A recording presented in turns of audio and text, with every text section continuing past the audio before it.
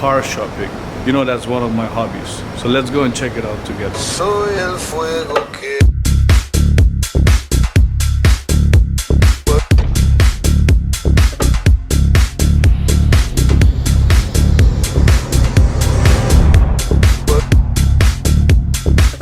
Hey guys, welcome back from the beautiful Berlin, Germany. Yo soy Pablo Emilio Escobar Gaviria.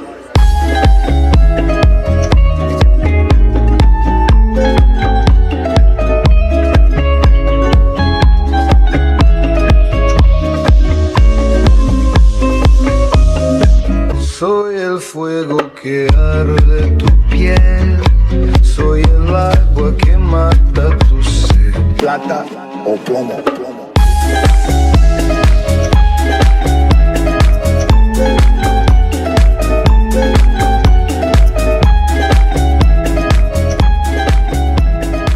Alright guys, so we're gonna fall. and this is Panic Mo. You might not know him. You might not know him. Panic Mo always forgets something like his bag or his wallet or his phone somewhere, and then he gets into panic mode. So his new hashtag Panic Mo. Bro, my bag! You're just vlogging me losing my bag. That's funny. My laptop's in there. I told him don't let me forget my stuff, and what's he do? Sure. He lets me forget my stuff.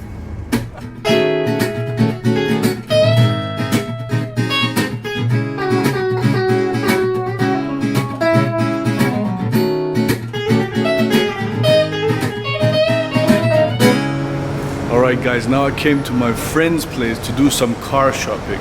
You know, that's one of my hobbies. So let's go and check it out together. Soy el fuego que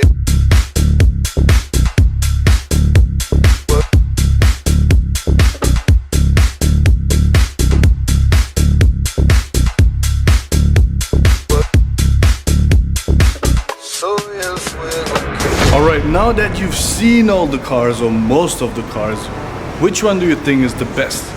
Which one should I go for? So let me know in the comment section. Alright guys, today we're gonna talk about banking, and I would like to help you understand a few areas, especially when it comes to your personal banking experience. And I know that the general public usually doesn't look into the details when it comes to banking, and that's where actually you need to be careful. And there are 4 areas I want to talk to you about. The first one, which is really important, and I see it happening all the time, and it happened to me also, is dealing with credit cards, right? Credit cards is actually a good means of paying and making payments easier than it was before with cash. Obviously there are alternatives now, but when it comes to credit cards, be careful when it comes to cash withdrawals. And that's really important, because some banks, and unfortunately some of them are bad banks or intransparent banks, they will charge you a hefty fee when you withdraw cash with your credit card. And here's an example of, I would say, a bad bank not being very transparent with it. So when you actually withdraw cash from your credit card, let's say $100, the bank will charge you a certain interest rate on that $100 amount. Now, you would think if you would go and pay back the bank these $100 the next day, the interest should stop. Unfortunately, some intransparent banks don't stop the interest rate right there until you pay the total outstanding on your credit card amount, which is basically or usually due only at the end of the period you've chosen, probably at the end of the month. Now that's really bad, because even though you've paid back your debt, the cash debt, they would like you to pay the entire credit card amount, which is not due yet. They would like you to pay that until they stop the interest or the fee they charge you on that single cash withdrawal. So be careful with cash withdrawals with credit cards. The second thing, which is a common misconception, is when you deal with foreign exchange. For example, you are sending money in a currency A, which could be US dollars, and then you want to send money to another country in a different currency, let's say euros. Now, when you go to these exchange houses or banks and you ask them about the fee, they will tell you a fee, which is usually very fair. Like they will tell you something like $10 or $100, depending on the amount. But the actual hefty cost for you is not this transaction fee. It is the exchange rate they are using on you when they transform your US dollars into the currency you want, let's say euros when it arrives. So that is where the intransparency lies with the general public. Make sure that you negotiate the exchange rate, and there are usually sources online where you can check the exchange rate on a daily basis. So make sure you negotiate on the exchange rate, not only on the small fee they usually make very transparent. The actual cost is the exchange rate. The third point, which is really important later probably in your life or once in your life for most of the people, is when you buy a house or an apartment and you need a loan. Now, here's something which is really, I believe, unfair, or more importantly, not transparent enough. Now, when you take a loan, obviously there are different ways of being charged. Some charge you interest rates, some charge you profit rates, some charge you interest rates, but then the effective interest rate is different. I'm not going to go into the details, but make sure that you look at all the fees which are associated with it. And there is something called an admin fee when it comes to your mortgage processes. Now here, the banks usually charge it as a percentage of the amount you're taking from them.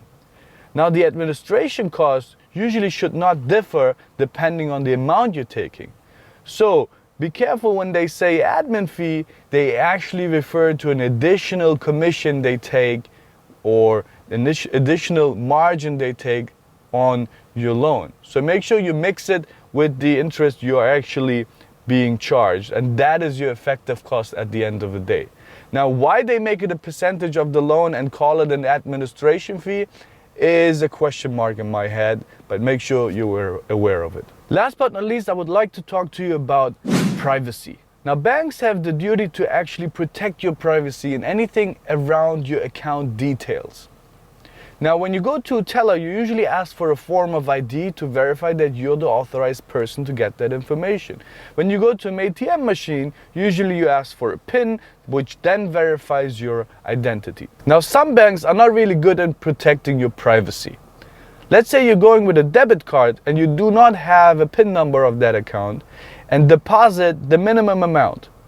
Now, some banks will actually give you the account balance after you deposit without having asked you for the PIN number.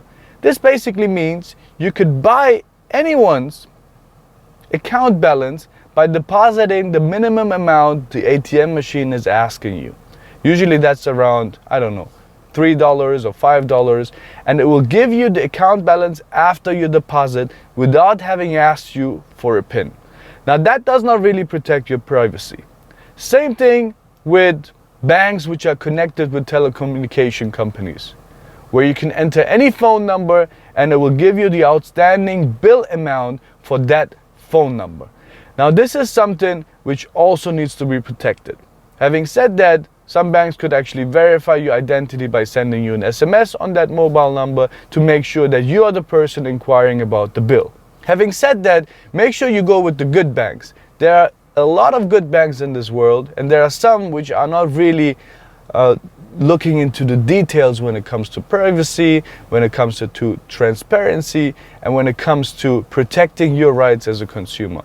So that's basically my 2 cents to the story of banking, because I have gone through many of these cases where it was very intransparent for me, and I thought you guys should know. So be safe.